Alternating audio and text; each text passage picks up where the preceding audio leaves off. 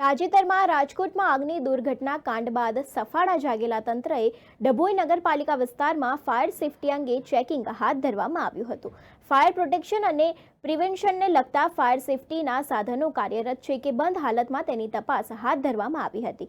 ભીડભાડા વિસ્તારમાં આવેલી બહુમાળી ઇમારતો સહિત તાબા માલિકી હેઠળના ઇમારતો એકમોમાં ફાયર સેફટી અંગેનું ચેકિંગ કરવામાં આવ્યું અને ફાયર સેફટી સંસાધન અને ઇન્સ્ટોલને કોઈપણ સંજોગોમાં કાર્યરત રાખવાનો અનુરોધ કરાયો। ગુજરાત ફાયર પ્રિવેન્શન અને લાઇફ સેફટી મેનેજમેન્ટ એક્ટ 2013ના નિયમોનું ઉલ્લંઘન કરનારા 30 જેટલા મોટી ઇમારતો ધરાવતા ડભોઈના લોકોને નોટિસ પાઠવવામાં આવી હતી। સ્ટેટ ફાયર પ્રિવેન્શન સર્વિસીસ વડોદરાના સ્ટેશન ફાયર ઓફિસર અભિષેક સાવંત અને ટીમ ડભોઈ નગરપાલિકા વિસ્તારમાં તપાસનો ધમધમાટ ચલાવ્યો હતો।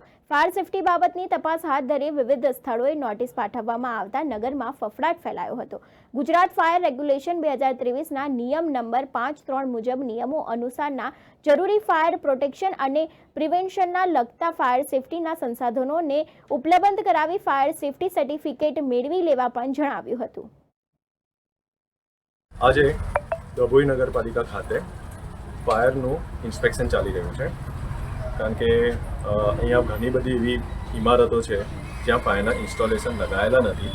તેને જોતા હાલ વડોદરા ડિસ્ટ્રિક્ટથી હું Abhishek Sawant station fire officer inspection માટે આવી રહ્યો છું અને જે જગ્યાએ ફાયર ઇન્સ્ટોલેશનની રિક્વાયરમેન્ટ છે અને ફાયર એનઓસીની રિક્વાયરમેન્ટ છે ત્યાં અમારા દ્વારા નોટિસ આપવામાં આવી રહ્યું છે।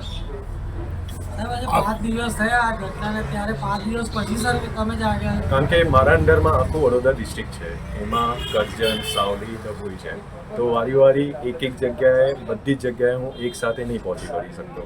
ઠીક છે, તો લોકેશન વાઇઝ શિડ્યુલ પ્લાન કરેલું છે અને શિડ્યુલ હિસાબથી અમે લોકો ફોકસમાં આવી રહ્યા છે। અને એવું નથી કે આ જે રાજકોટમાં સીન થયું છે તેને જોતાં અમે આજે તમને દેખાઈ રહ્યા છે, પહેલાંથી અમારું નોટિસનું પ્રોસેસ ચાલી રહ્યું હતું। જસ્ટ સીન એટલું છે કે રાજકોટ પછી અમારું ફોકસ વધારે દેખાઈ રહ્યું છે, બસ એ જ વસ્તુ છે। આજે કેટલા દુકાનો પર નોટિસો આવી?